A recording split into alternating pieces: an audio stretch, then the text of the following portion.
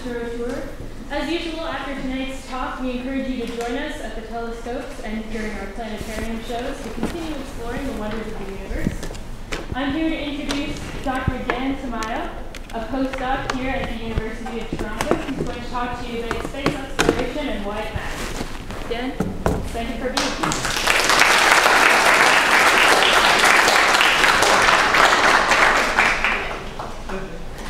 Let's see, so can you hear me in the back? Is the microphone working? Okay, great. I'm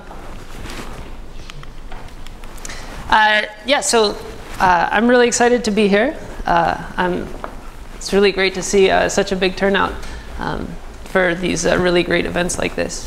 And what I want to talk to you about today, the case that I want to make, is that I truly believe that a space program has a really unique ability to inspire a new generation of scientists and innovators. That as humans, we connect with sort of that journey, that exploration in ways that are very different, I think, from other avenues that we have for inspiring us. And I can think of no better way to make that point to you, but to talk about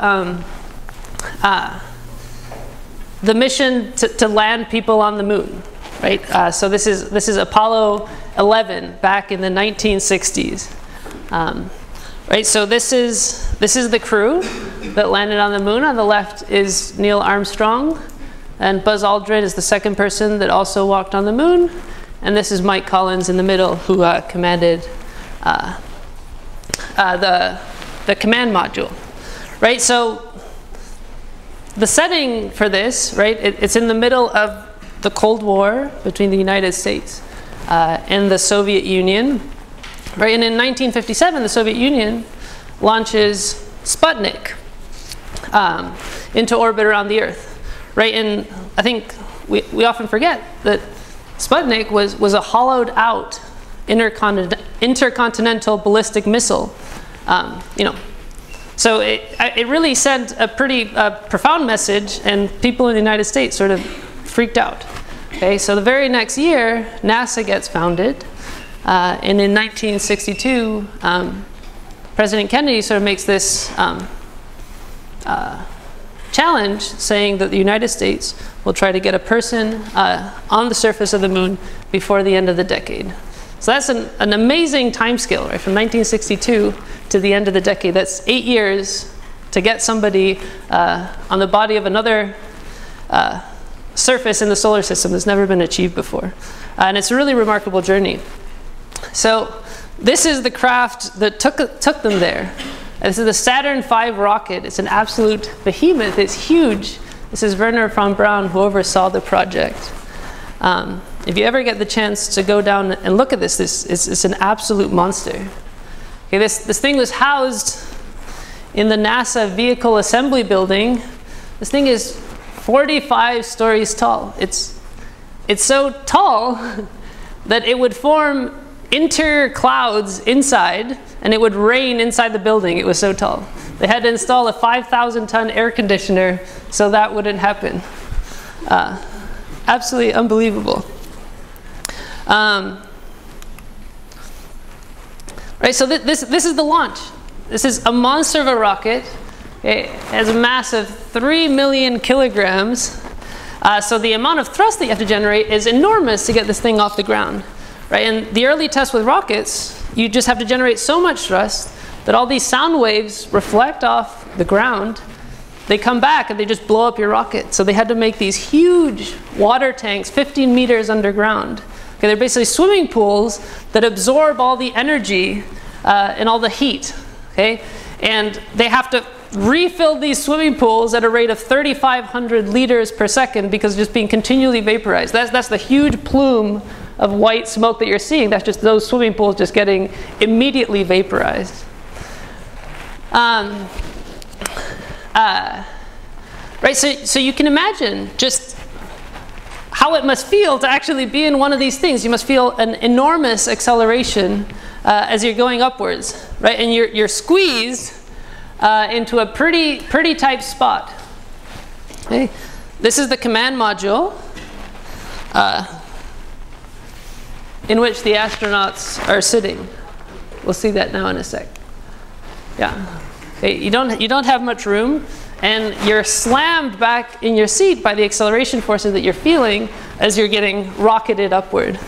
Okay, and that gets most dramatic at this moment where you get rid of the first stage of the rocket, right? So rockets have this curse, right? That if you want to send up a rocket, you need all this fuel, but then that fuel has mass, so then you need more fuel to haul up the fuel that took you, right? So at this point, there's 66 kilometers in the air, and they've burned through 2 million kilograms of fuel. The thing has a mass of 3 million kilograms. Okay, so to give you a sense, that's about how much fuel you would need for a commercial airplane to fly around the Earth 6 times. Okay, it would take that airplane about 2 weeks to do that. Okay, it burned 2 million kilograms in 2 minutes and 40 seconds. Okay, okay, so you're really getting launched up. Okay, and once you run out of the fuel, you get rid of this stage to reduce your weight, so that then it's easier to push you forward. Okay, so what happens at this point is you're being slammed back, basically with the acceleration that you'd feel if you were in a drag racer. And then all of a sudden, you go from all that acceleration to nothing. It's like being propelled through the windshield of your car. Okay? So Bill Anders, one of the astronauts on Apollo 8, one of the previous missions, recalls this stage where he describes, you're just feeling this enormous acceleration backwards, then you feel like you're flying through the windshield. So instinctively, you just like put his hand up, what anybody would do. Okay, but then 1 second later, the second stage ignites, and then you're just thrown back just as hard, right? So his hand slammed into his helmet and cracked it down the middle. and like he's thinking about this, he's like, oh man, like I am never ever gonna hear the end of this, right? Like I'm the rookie that the second stage came and I put my hand up and now my helmet's cracked. So he's agonizing about this the whole way up. Then once they get into orbit, they get out of their suits, he looks, and the other 2 helmets have matching cracks. Yeah. So from the outside, it's just dramatic. Once this stage comes back, actually this huge fireball runs up the body of the rocket, and then the second stage ignites, and you just fly through this fireball. So it's in many ways sort of the most exciting part of the launch. Okay, so from there, you get into orbit around the Earth. Okay, here's the Earth, here's the Moon. And in Apollo 11, they did 1.5 orbits around the Earth because the launch is the most dangerous part of the mission. And you want to spend some time here checking that nothing got broken, because if something got broken, you want to go back down to Earth. You don't want to find out that something's not working when you're at the Moon, right? So they run all the checks. Everything's working out fine. And then after 1.5 orbits, they fire another engine to send them towards the Moon. Then once you arrive at the Moon, you have to once again slow down if you want to get into orbit around the Moon. Okay, so this process from here to here, once you do this burn, the spacecraft is at 4% of the mass that it started with. Okay, so of those 3 million kilograms, it's all fuel, and the hard part is just getting off the gravity from the Earth. So here you're at 4%, then you just coast for 3 days, and then you arrive at the Moon. Okay, and the way that they actually get to the Moon, I find fascinating. We haven't replicated this in 50 years. Okay, this is an amazing technological and engineering feat. But how did they actually navigate to get to the Moon and not end up somewhere else in the solar system? Okay. They would actually sight stars using a sextant. They would figure out the positions of the stars using something that was developed for 1700s sailors. So they would have to figure out where the stars are to put it into the computer to then have it navigate. So it's this amazing mission, but in some ways it was like a total seat of the pants operation. Like who thought this was a good idea?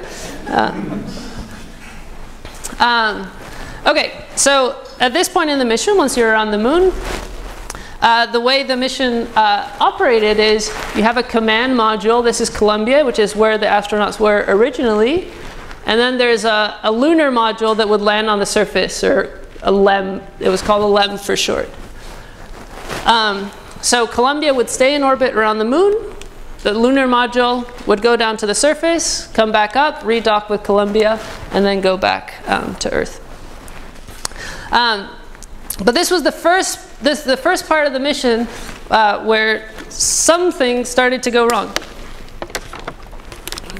Okay, so when you separate these two, right, they need to get between these two modules. When you separate them, you need to get this connection down to a vacuum. And when they lowered the pressure, they didn't do that. There was some residual air left over.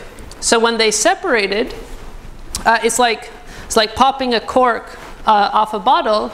They got some extra residual speed. They were moving about 20 kilometers an hour faster than they should have been. And that turned out to be bad. Okay, so once the lunar module separates, they actually have to flip the whole thing upside down because the window is here. You have to look down at the surface of the moon to actually see your landing spot and decide, gauge whether actually things are going correctly. And at this point, it became clear, because of their excess velocity, that they were going to miss their target by about 6 kilometers. Right, so they're traveling 20 kilometers an hour too fast. If that number ever reached 40 kilometers an hour, flight rules called for an immediate abort. At that point, there's no way you're actually going to be able to land on the moon, and you just head home. So this was really sort of at the limit. But the major ramification of this is because you're not landing at the spot you're supposed to land, it means that the computer can't land you automatically. Okay? Now, there was an option to override that and land the thing manually, but I mean, that really was meant to be like a last resort. Like, this is possibly the hardest piloting job you can imagine, right? You're flying a craft that is completely different from anything else that's ever been designed. All the controls are designed from scratch. You're operating in 1/6 gravity, right? You have no atmosphere, and you only get one try, and you only have one tank of fuel to get this right? And if you mess up, then you die. So yeah, it's fairly high stakes, right? And about this time, communications with mission control kept dropping out. Okay, so they had to keep relaying information between Columbia and mission control and then back to the LEM. So it's really not a good situation. Okay, so at about 10 kilometers height, okay, that's like the height that a commercial airplane flies above the Earth, they engage this manual control system. And the landing radar disagrees in the height that they're at from the primary navigation by a whole kilometer out of 10 kilometers. Okay, that's a big difference. Okay, so everything seems to be going wrong. And then as they're dropping at 150 kilometers an hour towards the surface, then the master alarms just start clanging in their headsets. When Neil Armstrong actually queries what the problem is, he gets this code on the computer at 12:02. All the codes are numeric, and they have no idea what this error code is. But on the ground at mission control, so there's one person that's specifically assigned to be talking to the astronauts, the people in the capsule, and that's called the capsule communicator, Capcom. And it's normally one of the other astronauts in the program, typically somebody that was the backup for the astronauts that actually flew on this mission. So in this case, it was Charlie Duke, and he knew exactly what this problem was. This was a problem with the computer. And he says, when I heard Neil say 12:02 for the first time, I tell you, my heart hit the floor. Communication dropouts were a nuisance more than a danger, but a computer problem was a showstopper. Okay? Because even if you don't rely completely on the computer to land, you need the computer to get you off the moon and actually docked with Columbia to get back. Okay, so that's the situation at ground control. Okay, so A, you're flying too fast, you're almost at abort levels for your velocity. You're actually not able to communicate very well with the people on the module. Your radar disagrees by a kilometer in how high you are. And your computer is not working. Like, you couldn't imagine more things going wrong at this point. And everybody that's here is now in a position where they have to decide, you know, are we going to go with this mission or do we abort? Right? And I mean, the pressure is enormous, right? You have to get this done. You know, the goal is to get this done before the end of the decade. This is July 20th, 1969. Okay, you don't have much time left in the decade to get to the moon. At the same time, you know, you're risking the lives of 2 astronauts. And what they would do during critical operation phases is they would just lock all the doors.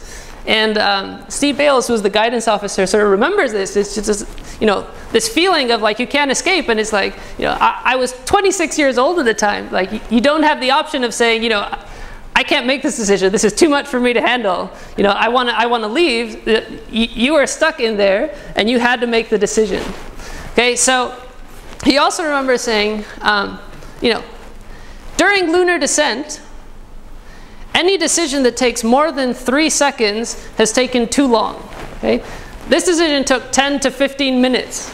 Okay, they had to sort everything out. So, you know, they're checking every system to make sure that it's working correctly. They're in touch with the person at MIT that designed the computer, and they finally figure out that what's going on is that this extra speed is overloading the computer. So it's just complaining, and it's saying, you know, I'm calculating once a second, but every so often I need to flush all my memory and I have to restart. So maybe, you know, once in a while, instead of calculating every second, you're calculating every second and a half. Okay, so they say, okay, as long as this doesn't persist, we're going to go. Okay, so they make the decision to go down to the surface. Okay, so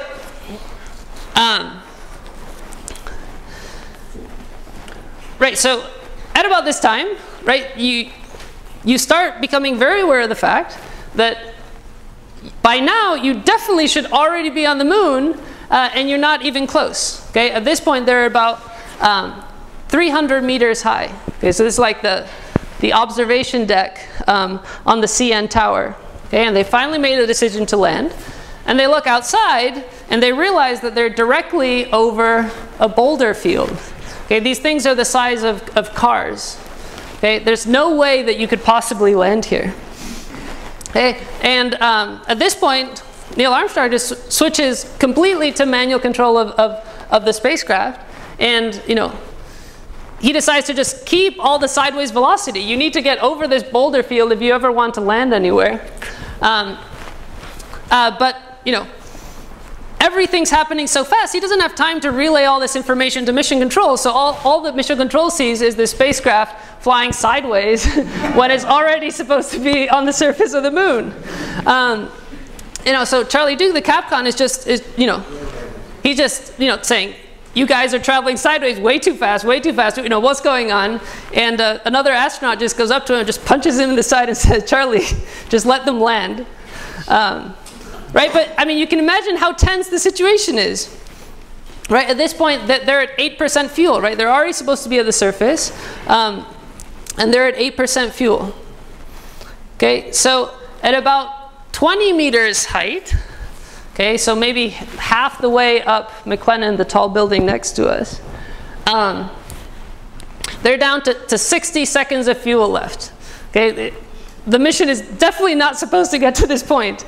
Okay, and you're still moving about 15 kilometers an hour sideways. There's no way you can land at this speed. Okay, and at this point, you're in you're in what's called the dead man zone, okay? Because you know, you have 60 seconds of fuel to get on the surface, and then you have booster that then get you off the surface to go back to Columbia. Well, the problem is that if at this point you run out of fuel and you start dropping, the booster that gets you back up to Columbia doesn't actually get you up before you crash into the surface. Okay, so you know, I should also add that 60 seconds is the best guess that they have as to how much fuel you have, right? So you're flying sort of blind. Okay, so here's a video of the actual landing on the moon. Down 2.5. Is that playing on the? No. Let's see if I can figure that out. 30 feet down 2.5. It's not plugged in.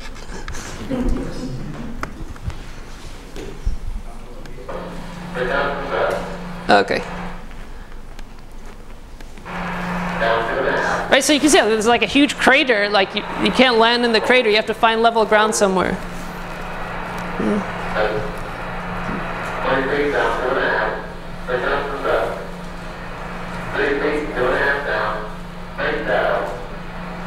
4 forward. 1 forward. Just into the right roll. Take. Now and a half. Starting back and over. Take. Take.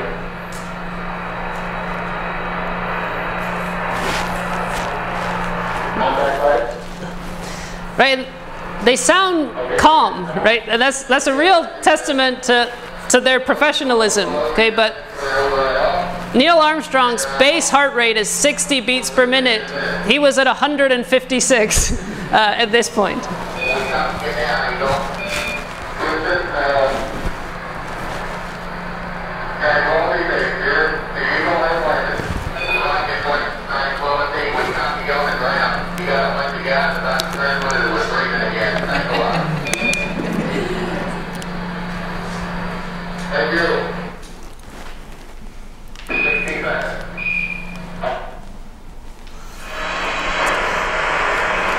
So this is the video of them.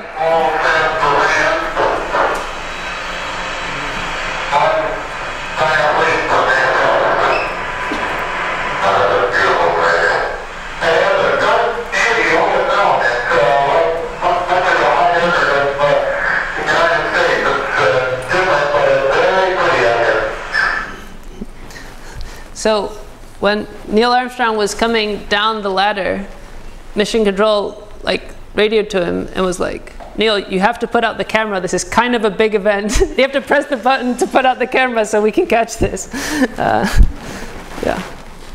But you can imagine they had a few things on their mind. Right, so the astronauts spent about 2.5 hours on the surface. Okay, they deployed seismometers, they deployed retroreflectors that have then since allowed us to send lasers back and forth from the moon and determine how fast from the Earth the moon is moving away from us. So really remarkable measurements. Right? And of course they brought back rocks from the moon, which were instrumental in trying to date events in the solar system. It's the only other body in the solar system that we actually have radiogenic dates from. So, you know, I could talk about this part for longer, but the drama didn't end there, right? You still have to get from the moon to Columbia. So they're getting ready to leave after their 2.5 hours, and Buzz Aldrin, you know, he's looking for the switch to engage the engine that will arm the engine that will take them back up to Columbia, and all of a sudden he notices this like black piece of plastic on the floor, and immediately he realizes, oh, that's a circuit breaker. That's a circuit breaker for one of these switches. So then he turns around and he looks, you know, you have rows and rows of them, and he's trying to figure out which is the one that's broken, and it's the one to arm the engine to send them back to Columbia. Right? So what does he do? He grabs a felt tip pen and just jams it in the hole and presses the button, and then they launch. Yeah, you know, That's science.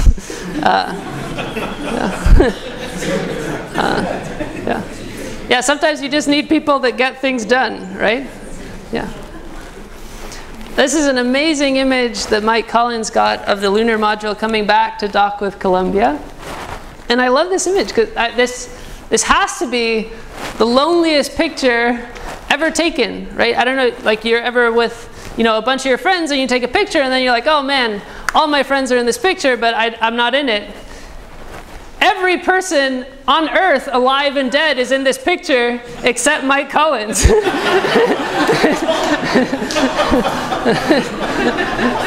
Yeah, isn't that amazing? Yeah. Right, so what an amazing story, what an amazing accomplishment to just in a decade actually get people on the surface of the moon. I think it's a really remarkable achievement to what humans can do when they come together and actually try to accomplish something big. Right, so from here, 3 days later, then they come back and they splash down in the Pacific. Right, so what was the atmosphere back then? We just landed on the moon, right? So surely, what's next? Well, we're just, after the moon, we're going to go to Mars. We're going to go to these other places in the solar system.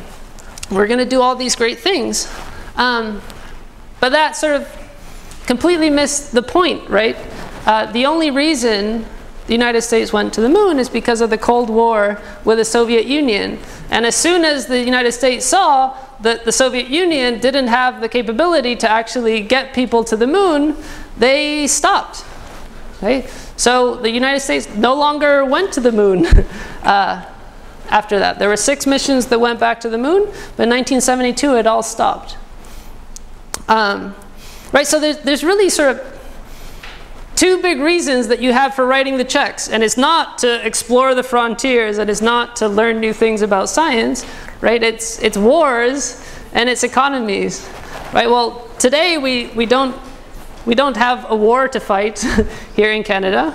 Canada has a much better track record than the United States, but we do care about the economy, right?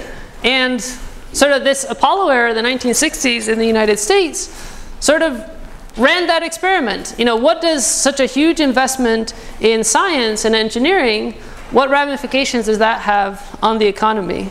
So I was trying to look for some proxy for that, for how was science and engineering affected by the Apollo era. Okay, so here is Sputnik in 1957. The next year, NASA gets founded, right? And then 1969 is when the moon landing happened, right? So if you take into account that a PhD takes about 5 years, then from Sputnik, from NASA, this huge rise, this tripling in PhDs in the United States is directly linked to that time period. Right, but this is showing PhDs, but I couldn't find it, but I fully expect that this would be exactly the same for engineers, right? It'd be the same for mathematicians. It inspired a whole generation of innovators to try really hard problems. Right, and I think, apart from just science, apart from inspiring people to do science, I think it sort of changes the atmosphere, and it, gives the feeling that, you can do impossible things, right? Here's a goal that we've achieved that was really hard, but we put our minds to it, and we actually achieved it. And I don't think that it's a coincidence that people like Bill Gates and Steve Jobs, right, the founders of Microsoft and Apple, were born in 1955, right? They were 14 when we landed on the moon.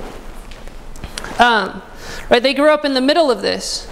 Right, and they went on to transform our lives into the society that we actually live in.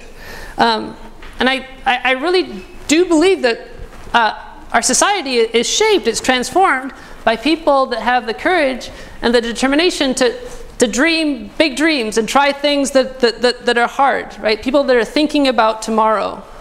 And I'm worried that we're not doing that anymore. So here's a quote from the Canadian Space Agency's website, and what I would say applies to astronauts from every country in the world. They say, Canada's astronauts are modern-day explorers. Their main job is to develop, support, and train for and fly on international space missions, and their unique experience helps further scientific research and advance technology development. Okay, but if this is a scaled version of the Earth, right? The moon is out by that door, right? So in 1969 we went to the moon. Okay, in 1972 we stopped. Since 1972 we haven't been less than my pinky nail above the surface of the Earth. No human has gone beyond that. And I think that's a sad thing. Okay, I don't think that astronauts from any country today are modern-day explorers. They're simply going up to the same place that people have been hundreds of times, or 100 times, over the last 20 years. And I do think this is a big deal. And I guess some of this is. I think when I start having thoughts like this, I realize that I'm getting old, okay? But I have a 3-year-old son, and I think about these things, right? Like if you think about our society today, we have all these really easy ways to spend our time, right? We can like cat photos on Facebook, right? We can try to level up our character in World of Warcraft. We can watch the entire Game of Thrones marathon back to back. Right, and that's what our brains are hardwired to want to do, right? Like that's immediate feedback, immediate reward. And it's super easy to spend all our time doing these things. What's hard to do? What's hard to do is doing the things that nobody's been able to do before, right? And sort of by definition, right? If it wasn't hard, somebody would have done it already. Right, so what I want to see is I want to see us going to Mars, right? Mining asteroids, drilling into the surface of Europa, right? Because we have to take on these big projects so we can inspire that generation to actually want to do these things, and we can see hints of this, right? So Chris Hadfield is an icon in Canada, right? When I Googled Chris Hadfield, I got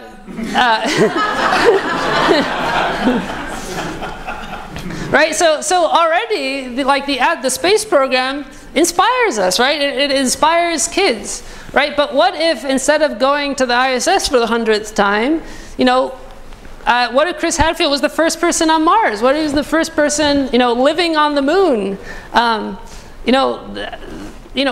We need people, and we need projects that will inspire more than just Halloween costumes, but it'll inspire us to actually do the things that humanity has not been able to do before, right? When Apollo 11 landed on the moon, 20% of the world watched that on TV and radio. I can't think of any event, maybe like Justin Bieber concert. I don't know, right? It's just it has an unbelievable reach. Okay, and I think the most important thing about this is that when you inspire a generation of people to become scientists, to become innovators, to become engineers, they don't all end up becoming astronauts, right? But they become interested in science, and they're the ones that go on, to achieve nuclear fusion, or to cure cancer, or to build a quantum computer. But it's the space program that actually attracts kids in ways that, saying, "Do you want to work in a lab?" and it just doesn't have the same appeal. It doesn't have the same visibility. Okay, so I want to ask you, how much do you think these sorts of endeavors cost? Okay, so for example, these are 3 missions, right? This is the Cassini mission is in orbit around Saturn. It's returning these incredible images. It's found, geysers coming from the south pole of one of Saturn's moons, which would be a really fascinating place to probe for life elsewhere in the solar system. Right? We have fantastic rovers on Mars that are uncovering the history of that planet, right? We know that Mars had water running on its surface, and then something went very badly, and we'd like to understand that. Okay, we'd like to understand that, for understanding Mars, but also to sort of put the Earth into context and understand the processes that shape planets, right?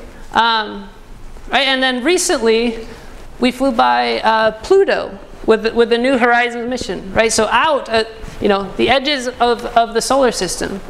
So I want to ask you, how much do you think each of these missions would cost per person in Canada per month? If you had to put in a certain amount of money every month, how much do you think it would cost? Okay, and keeping in mind that these are US-led missions, right, which has 10 times more people, so obviously it's going to be a bit more. Yeah. Do you want me to chime in on the answer, or? Yeah, you can guess. The amount of I would think that's just mere pocket change when spread out. Pocket change? Okay, so. At most $1.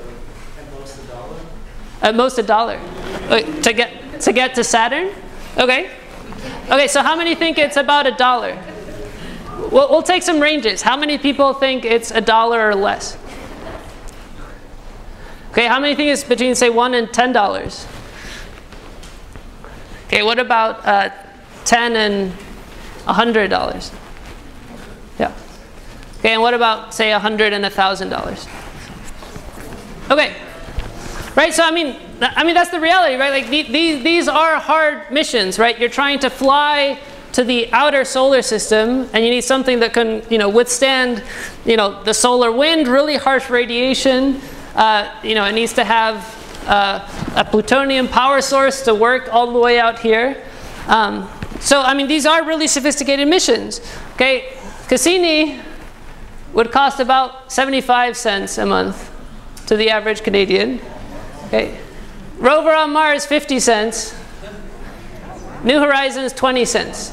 Okay. Okay. These are not manned missions. No. Yeah. So that's a good question.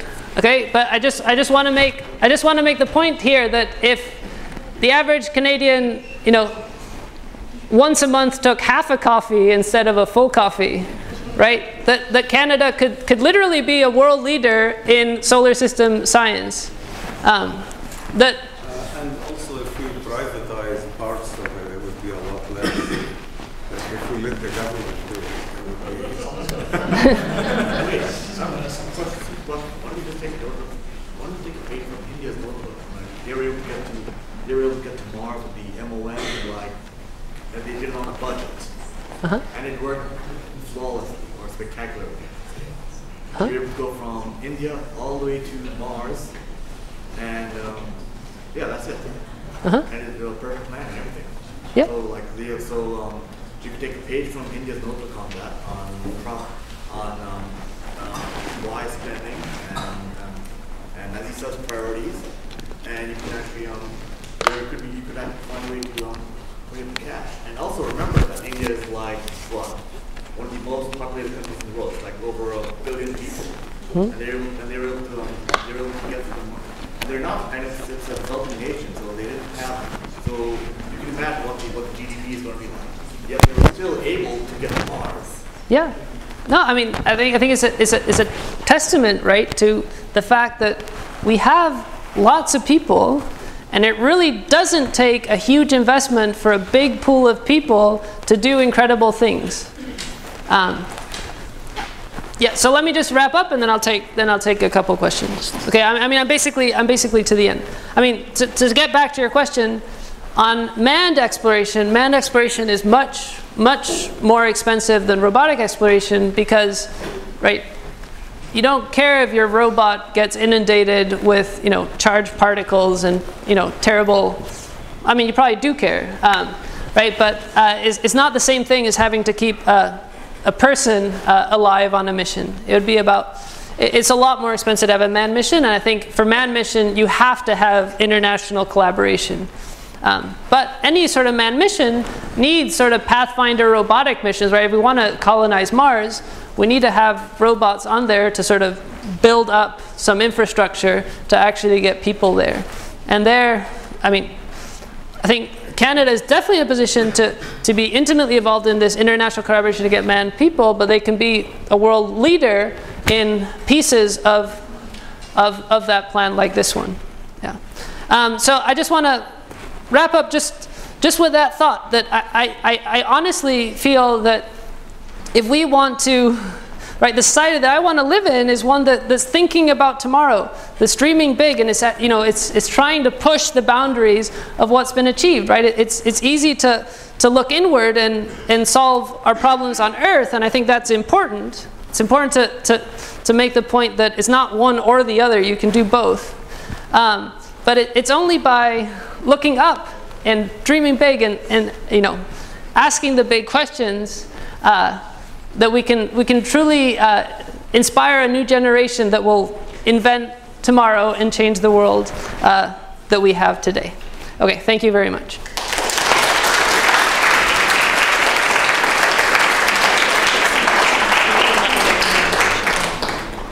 Okay, I saw lots of questions going up in the last little bit of the talk there, and I saw your hand go, so feel free. Yep, great talk. Both me and my wife are engineers, and we went to Kennedy Space Center in the Christmas vacation, and like our eyes opened literally. Like, see what engineers can do. Yeah. And it all boils down to one thing. What I believe is having the big, bold leader. Like US had JFK. Mm-hmm. So I think we should have someone like JFK who has like this big, bold vision, and then things will start falling into place. What's your take on that? No, I think having a big, bold leader is important, but at the same time, we need the general population to be also excited about this. And I think that's something that's declined over time, right? Like it's not the same as it used to be. Like in the 1960s, 1970s, like being an astronaut, doing these things, I mean, it's literally the stuff of science fiction happening as you're living, and we don't have that anymore. But we could, and that's sort of, yeah. So I'm all for funding space exploration. Mm-hmm. But I was just wondering whether, and I mean I see this theme throughout the astrophysics community, but I was just wondering whether we should really be encouraging folks to get PhDs. I myself used to be a graduate student, and I know a lot of people who are, and a lot of these people end up working as lab technicians or in startups. I mean, we don't really have jobs for graduate students nowadays. Mm-hmm. And so, although I support space exploration, I think shouldn't those projects be used to hire existing graduate students? There are 7 times as many PhD graduates as there are jobs every year. So I'm not sure, I guess, I'm not sure, should we be encouraging folks to get a PhD or? No, I completely, I couldn't agree with you more. There's not enough jobs out there for PhDs. And I mean, that's sort of the idea. Like if you put money into these big projects, you have somewhere for people that are engineers, people that are scientists to go to. Today, right, people who get PhDs in physics and engineering, they go to Wall Street. They start trading stocks, which is a really fun game, but it has no value whatsoever to society, right? So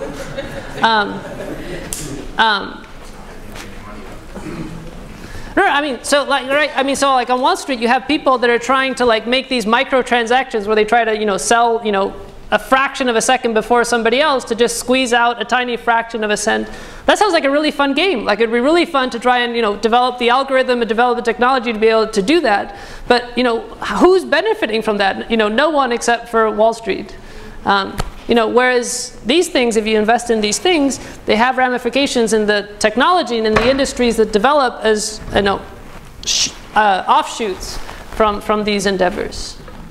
Yeah. Okay. So this one I'm just throwing out as an idea. I've seen like nowadays with technology, like smartphones, you can basically have all the information, the world's knowledge at your fingertips, Yep. literally, and you can of course upload and create content. But I'm seeing like nowadays, you see what's the point where it's like in the past where see people. Actually, my chemistry 11 teacher was saying how in her, like 2 decades ago, everyone knew the answer to stuff, despite when now there's information at fingertips and people seem to know nothing. It's like selfie, and that's about it. Like, Yeah.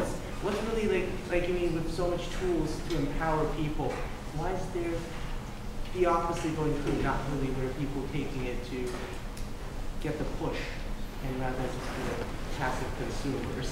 Yeah, no, I think, like, you know, we have all these resources that didn't exist before, but then we also have all the flashing lights that get our attention, right? We have Wikipedia on our phones, but we're just like clicking like on Facebook, and you know, how many restaurants do you go to where you see a table of people just looking at their phones, right? It's unbelievable. Yeah, I think you were first, right? Yeah, a question, red shirt. Yeah. Sorry. Yeah. You know, looking at all these robotic expeditions which are going on, including emergence of CubeSats and small sats, and private space exploration. I mean, I'm just wondering, what is your opinion? Is it going to accelerate the thirst for adventure and for more countries to get excited about human exploration, or do they acting at a detrimental effect? That why send astronauts when the robotic expeditions are doing their job so well? I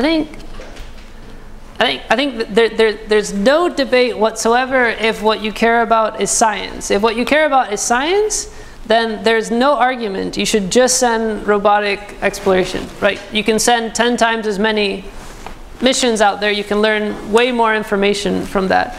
But I think that's sort of, that's sort of the atmosphere that I live in academia. But I think that sort of misses the point, because people have heard of Apollo 11, right? They haven't heard of like Luna 7 and these robotic missions that went to the moon. They don't have the same ability to inspire people and to engage the public, right?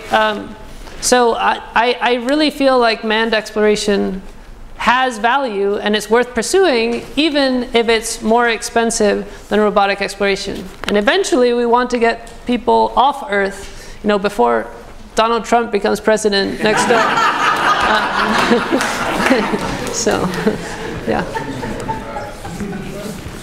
I'm definitely in favor of like colonizing other worlds and asteroid mining to get resources on Earth. But you mentioned this earlier, is that the landings on the moon, they weren't about exploration or science. It was just politics. It was just, let's be better than Russians. Mm-hmm. What do you think can incentivize both the general public and especially like the American government, which is pretty much focusing on wars and killing terrorists? Mm-hmm. What can incentivize them in a cold economic sense? Yeah. Like the Cold War was a show of power. Like it's a Red Scare thing. We're better than the Russians. But what can incentivize them to actually make huge historical change in space exploration as opposed to just doing it for their own games? Yeah, so I don't think it's science discovery. I don't think it's exploration and pushing the frontiers. I don't want it to be having the US declare more wars. But the US does care about the economy. And I think the important point is that even though the US did this because of the Cold War, it gives us an experiment of a country that put in a lot of resources and then got to reap the economic benefits that came out of it. And I think those are really big. I mean, space now is $100 billion industry. And that generation of scientists, engineers, innovators that got inspired by Apollo, they're not all working on space. They're working in the biomedical industry. They're working on a million different things. And I think that has done tremendous amounts for the US economy. It's opened up new sectors of the economy that didn't exist before. Yeah. So unfortunately, I think it's going to have to be time for our last question. Yep. I just wanted your insight on SpaceX and the privatization of space exploration rather than government. Yeah, so I'm really excited about that.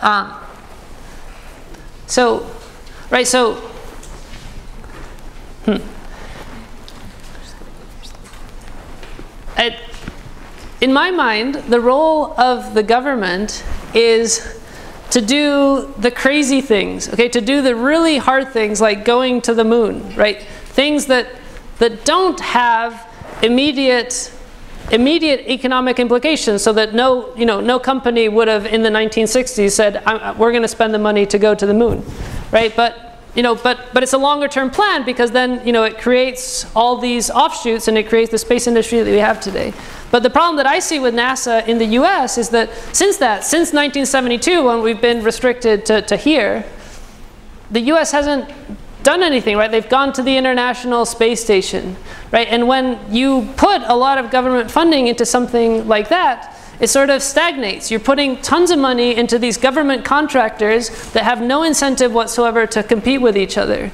So that launching into space is expensive, right? And SpaceX has come in and they've identified a really juicy business situation where they can do a much better job than these NASA contractors were doing before for a cheaper price. And I think that's really going to open up access to space. And I think that's sort of like the point at which government needs to say, okay, this is now something that's mainstream. This is something that we can have companies contributing to. We need to take the next step. We need to look bigger, right? We shouldn't be looking at the International Space Station. We should be building bases on the moon or on Mars, and thinking about how to get between planets so that we can sort of take the next step. Yeah. I'd love to take your question down here afterwards.